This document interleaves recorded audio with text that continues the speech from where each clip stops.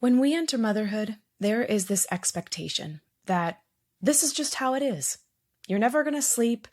You're never going to be able to focus on yourself. Good luck. Welcome to motherhood. But what if we want more for ourselves? You know, it all starts with our birth plan and the picture that you have in your mind before entering motherhood. What does that picture look like? What stories are you telling yourself about the birth that you want to have? Or is it really the birth you should have? Or if you've already given birth, the birth that you did have? If we're able to understand the stories that we're telling ourselves about our pregnancy or birth experience, how we should be feeling, whether that's from society, friends, or family, if we're able to understand these stories, we are then able to accept the truths, to move through them, and to be more present. You know, we often create these birth plans and this picture of what our experience is based off of what we think we should want, not actually what we really, truly desire. Well, today's guest, Amelia Kriss, is a certified coach who experienced this very thing postpartum. And it is now her mission to flip the switch and encourage us to feel radiant in our own skin, to embrace our truths, and to rewrite those stories.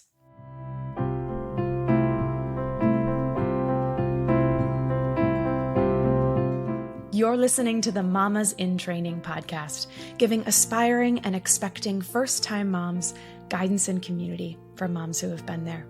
And I'm your host, Jessica Lorian. However, I'm not yet a mom.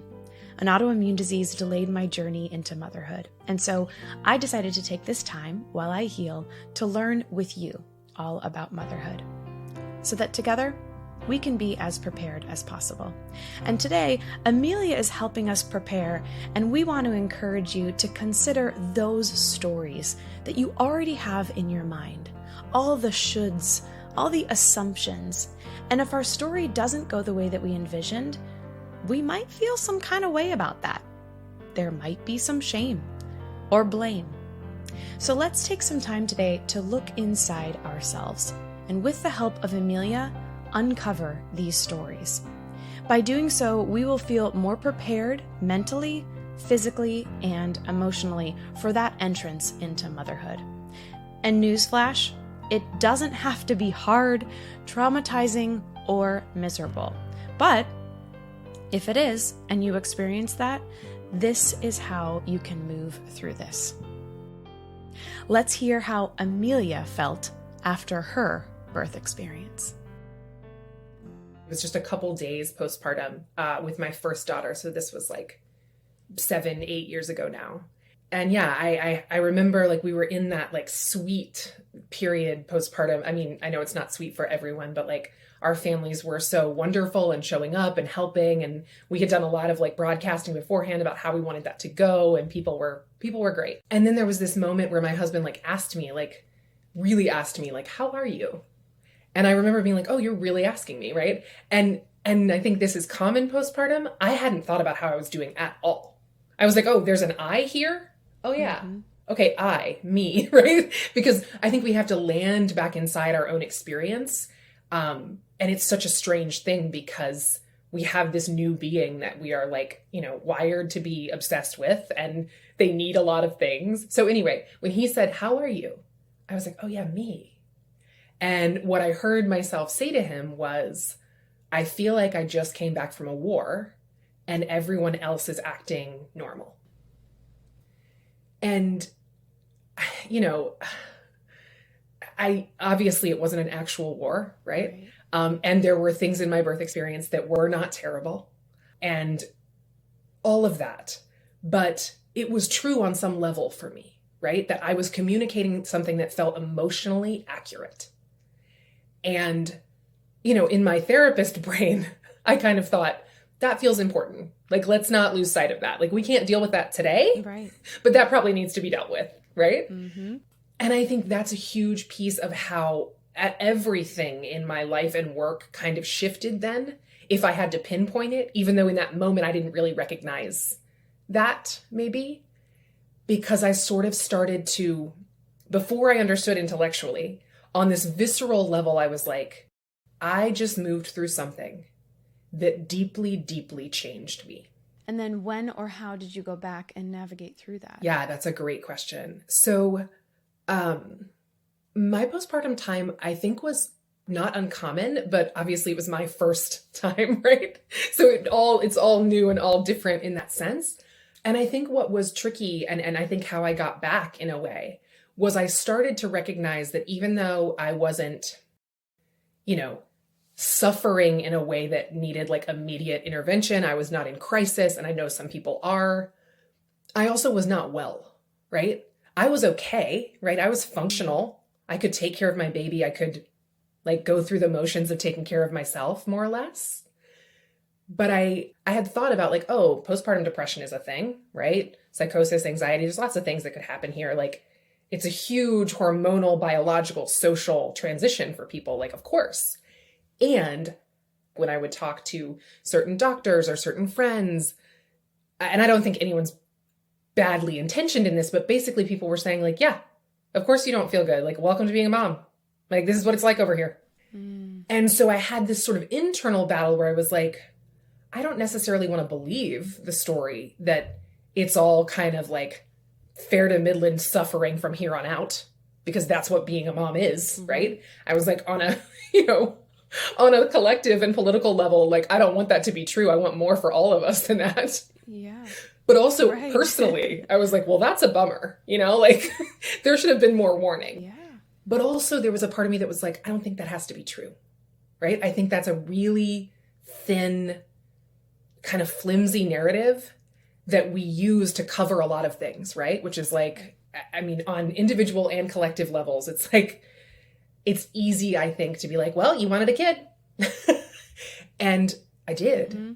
And I wanted support, right? And I wanted it on a practical level, exactly. Right? Like, I think we live in a society that does a really, like, we revere motherhood as a concept, but we don't back it up. There's very little practical support for parents. It's like, good luck with your project. Yeah. And then it's that excuse of, yeah, you asked for this. This is what it is. This is what it is. So right, suck exactly, it up and deal with it. And I think it's important. You made a statement when you were talking. Is you made a distinction between this and that. And I think that's important for us to hear, because you can be happy that you had your baby and not okay. Absolutely. You can be, pregnant and excited that you finally got pregnant after who knows how long, whatever, and not like being pregnant. You can be all of these things at the same time, and which that and is an important thing. And this topic of it's okay not to be okay, which I'm going to link one of my recent favorite songs. It's okay not to be okay. It's I've heard it. Is it Demi Lovato and I think so. Marshmallow or something like that? But anyway, I'll link it in the show notes. It's an important reminder that you can be this and that, and it's okay to say, I'm not okay. The beautiful thing in what you did and what you ended up coming to is you took your professional experience and your personal experience, you merged it together, and you are on a mission to support other women. You say this is absolutely beautiful. You are, as you say, a fire starter, a heart holder, and a dream tender. And you work with people to help them feel radiant in their own skin. Oh, what a beautiful thing to just sit with for a second. And oftentimes I know, especially when people are going through postpartum or even in pregnancy, they don't feel radiant in their own skin. They do feel like they've just been through war. So what are some things that we can do, if possible, I don't even know how, to prepare for potentially feeling this way? Maybe if we're a mama in training or we're an expecting mom. It's such a good question. And I think in some ways, part of the answer is what you're talking about with this word and, right? Is acknowledging that it's all, and it can be a mixed bag, right? Like, it's okay not to be okay. Right. Like, good thing, because sometimes we're not okay. Like, that's the reality of the human experience. And there's no, I think in so many ways, and this is a huge part of the work that I do with people and that I did with myself without having a name for it yet, is we tell ourselves these stories about ourselves, about other people, about the world that we often are not even conscious of. Yeah. But they are driving so much of what we choose to do and not do. But I think part of the way to prepare, right, in a deep way, in a way that's more honest, I think, is to just acknowledge, like, what stories am I holding about this, right? Like when I look back on the birth plan that I came up with for my first child, I had a really strong story about what the empowered woman, like woke feminist way to have a baby was.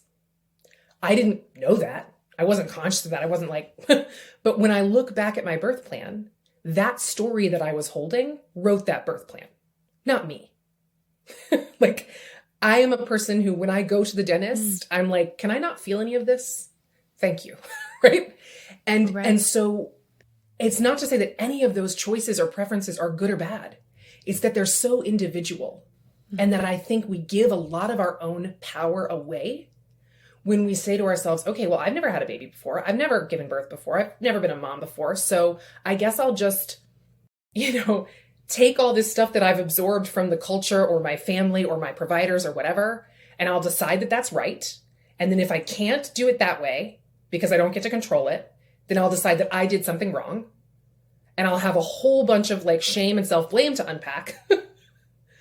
Mainly because I wasn't conscious of the stories I was telling myself and the stories that I had let in that actually aren't mine, that I don't believe, that I don't want, that don't fit, that aren't useful. And I think for many, many birthing parents, they're not aware that they're holding those stories. And they're not even aware of the level of their expectations about that experience or about parenting as a whole, which is another conversation, until those expectations don't get met. And there's a lot of fallout from that I think is avoidable if we can contextualize the experience. Pregnancy, birthing, parenting, it's messy, it's mixed. It's wonderful, it's terrible. It's scary, it's rapturous. It's all the things. And when we give ourselves permission for that, we can prepare in a way that I think is actually more real.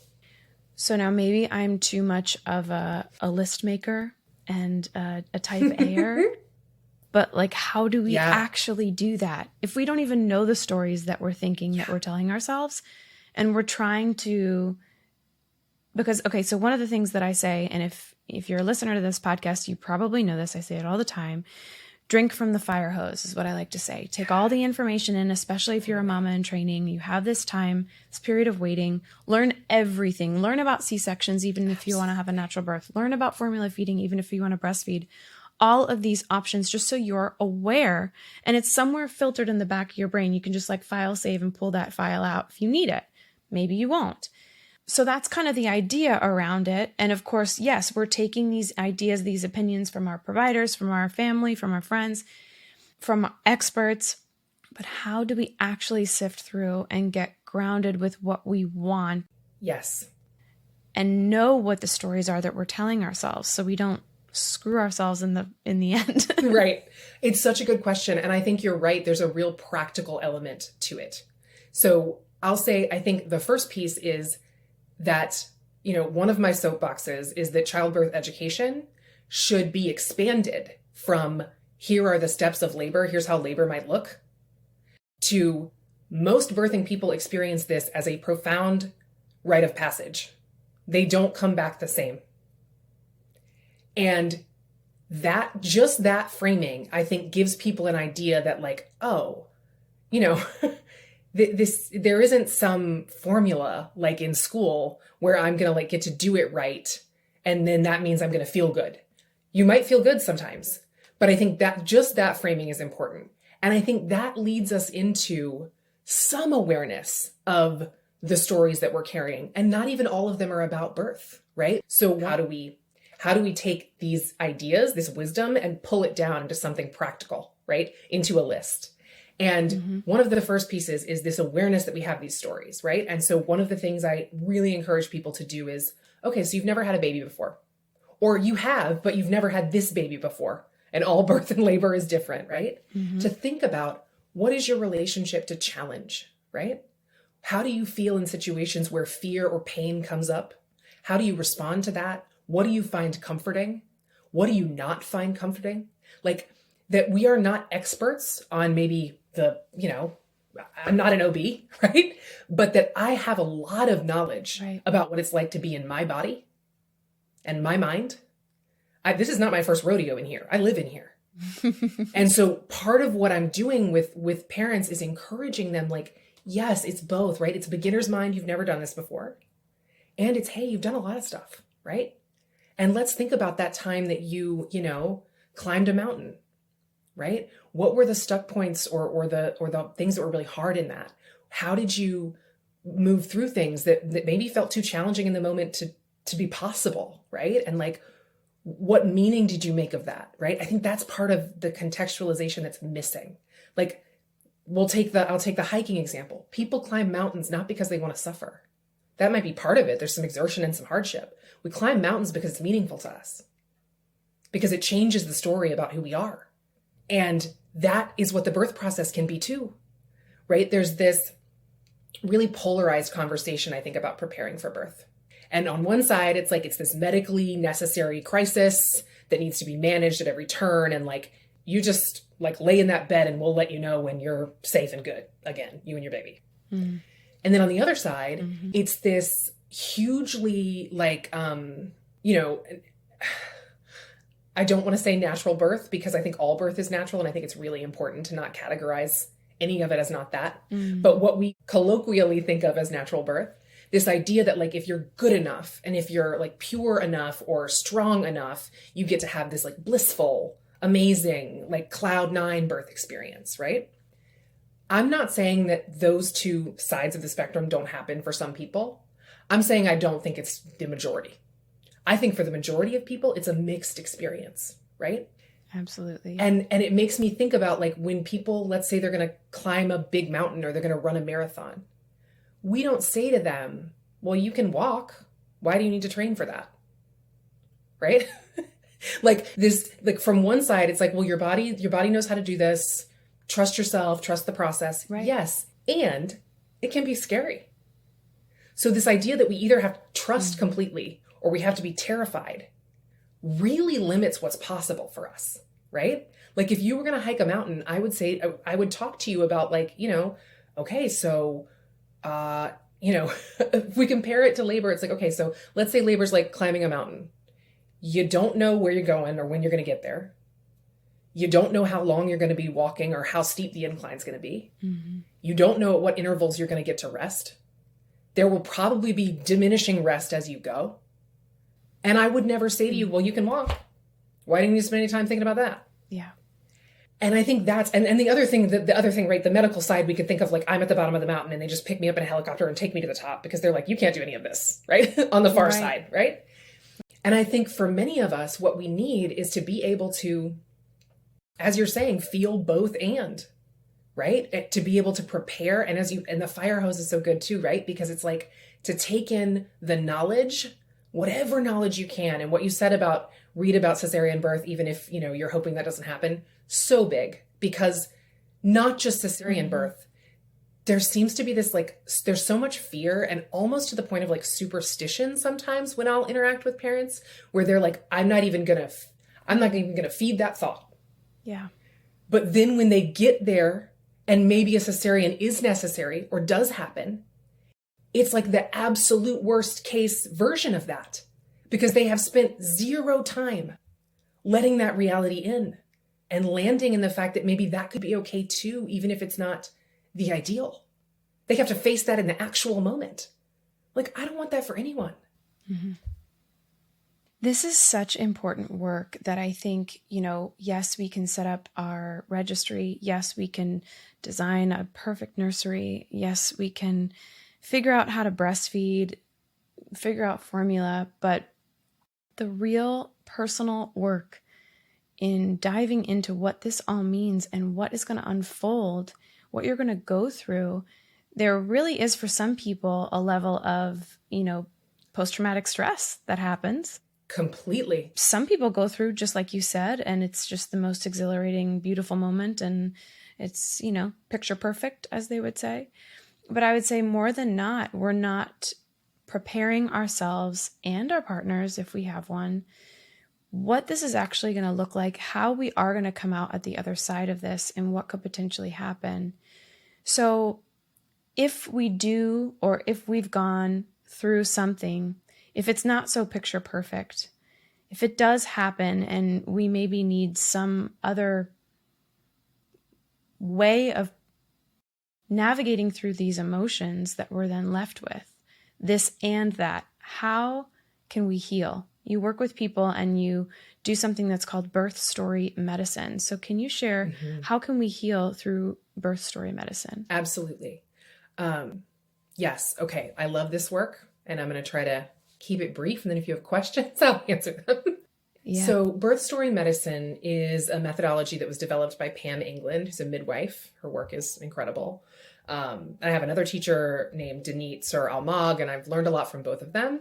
I think the really important thing to say about it also is, it's essentially about exploring the stories that we tell ourselves, right? And I think all my work is about that in some way, which is why birth story medicine is such a good match for me.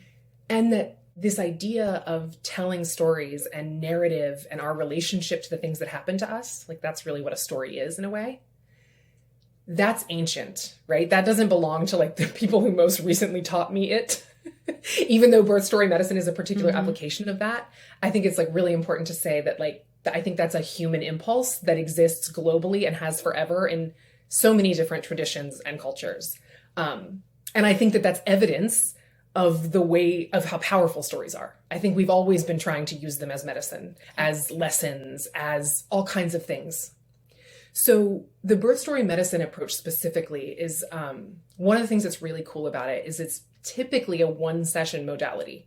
So I'll see someone for an hour and we will have done significant work on the birth processing, which is so shocking to me because I've been doing birth processing work for some years. And it's not that it has to be fast, but it is incredibly efficient in that sense, which for postpartum folks is pretty big. Great. Absolutely. Yeah, we need it. But basically the core of birth story medicine is it's a space where we tell our birth story in a way that's pretty different than I think we normally tell them or hear them. So if you think about the birth stories you've heard or told, you're often hearing or telling what we think of as the medical birth story.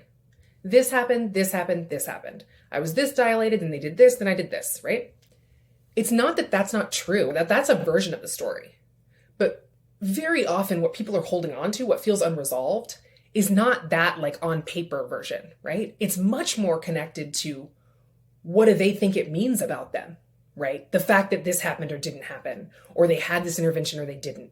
So what birth story medicine is doing is we're focusing in on certain aspects of the experience, and we're really trying to separate a little bit, get some space between what happened and what story are you telling yourself about it. So it's not about me over here saying this is the right story or that's the wrong story, or whatever. It's your story. It's about investigating. Okay, so if I decided, right, if I interpreted this moment in my birth experience as I didn't advocate for myself, for example, and now what's underneath that, even if I'm not conscious of it, is I'm weak or I failed. Or you failed to progress, or you all these words that come in. Right, exactly. It's let's change the language, please. Right? Or it's this was my, again, unconscious, but I think a lot of people are this was my first big experience of being a parent and I did it wrong. Right? And even if that stuff is not super conscious, maybe actually, especially if it's not super conscious, it is permeating our experience postpartum and our relationship with our kids, right? And I don't think it has to be that high stakes in the sense that I won't go into the psych literature, but kids are extremely resilient, repair works. We do not have to be perfect for them to be great. But our experience is so impacted by the stories that we are playing on a tape, yes, and often not even hearing. But some deep part of us is listening. Subconsciously, yeah. And that's the work in birth story medicine and a lot of the work that I do, but specifically in birth story medicine, the work is to sort of start to uncover this stuff and go does this working? right? And is this, is this familiar? In what ways were you carrying this before the birth? Maybe we don't have to make it about that moment, right? And that's, I think, where the real roots of like transformation and self-compassion can happen, is we start to get aware. And then let's say, I don't know what happened, my baby cries in the middle of the night and I'm like, ugh, it's like, I can love you and not want to do this in this moment at all, right? It's that both and again. But I don't have to go straight to, in that moment, maybe I can just have my feeling like, oh, I wish I could sleep. And maybe I don't have to tie it to the story of like, I'm not cut out for this. I bet other mothers don't feel this way. Certainly in my own postpartum process, I started to notice, would I hold anyone to this standard? Like my friends who are moms, Ooh, that is so good. Yeah. If they came to me and said like, I'm feeling this way and this way and this way, I would be like, of course you are. You're doing amazing. This is so hard. Of course you are. And then noticing to myself that that's not my response, right? Like there's work to be done there. Making the time and space to tune in with ourselves and be with ourselves and treat ourselves like someone that we love and care about. We are not taught how to do that. Certainly as women, as mothers, but I think as people in general, like we are not socialized to prioritize our like moment to moment nervous system experience. Which I think can be such an odd thing because in the postpartum time, certainly for me with both of my babies, the way that they cause us, make us slow down, like the way we have to attune to their nervous system, their bodies, that's the whole game at the beginning. And I think part of it is being able to apply that to ourselves, right? That like, I need to be rested. I need to be fed. I need to sleep. And that's not, sometimes that takes some real practical, logistical legwork postpartum, right? Yeah. What help do you need? What help can you afford? What can it look like? Mm-hmm. But I think that's the piece that's often missing is we are in this deep initiation of early parenthood. And we stop short of applying it to ourselves often. So I think in some ways it's just the really simple level. I mean, I'm all about a journal and a meditation and an affirmation, all that. But I think even before that, it's like, I know my baby needs to bathe. And so do I. Yes. And just taking the smallest, most basic steps to bring some of that care and nourishment to ourselves and to our partners or our families, whoever our support people are. Of course. I think it's also breaking down this story, I think that a lot of us carry, that self-care is some kind of like dalliance from parenthood. Right. Because we know from tons of research and lots of personal experience that taking care of ourselves is a huge piece of how we take care of our kids, right? If I am well, if I am regulated, and I don't have to be perfect and I don't have to have a great day, but if I am baseline okay, enough to be present with my kids. That's what our kids need. They don't need us to be perfect. They need us to be there. They need to feel us there. And we have to work towards a level of self-regulation and self-soothing and self-care that makes that possible for them to feel. Oh gosh, this is some really deep and scary work. Very vulnerable work, isn't it? What are the stories that you tell or are telling yourself right now? This type of work is even more important than setting up your nursery or creating that registry. So let's take some time on our own or with a partner, if we have our partners, to first become aware that there could be and there are stories and assumptions that we're telling ourselves. And then we can begin to uncover what those stories are. How can we use this knowledge to our advantage when preparing for birth and motherhood? Do you see how much more mentally, physically, and emotionally prepared you might be just by being aware of these stories? And if you've already given birth, then through this birth story medicine work, what are the stories that you are telling yourself about the way that your birth turned out? And what it means about you as a person or as a mother? I know. It's not easy. This is the real work, but it is so necessary. And I encourage you, do a little bit of journaling around this. And if you're working with a therapist, bring some of these stories to them so that they can help you uncover this in a deeper sense of work. If you do not have support and you want to dive in more fully to this birth story medicine work, you can find Amelia at ameliakriss.com. That's KRISS.com. And all the links to her will be in the show notes. You can also find a link there to her newsletter for pregnant people, where she shares weekly inspiration. This is the way that we need to be supporting each other, in this realistic way. It's not meant to scare us, but instead to prepare us for how intense and unknown this experience can be. So I have one last question for you. Will you help support someone that you know by sharing this episode with them? Let's not have our friends say, well, nobody told me, by clicking the share button on this episode and texting it to a friend or emailing it over to a friend.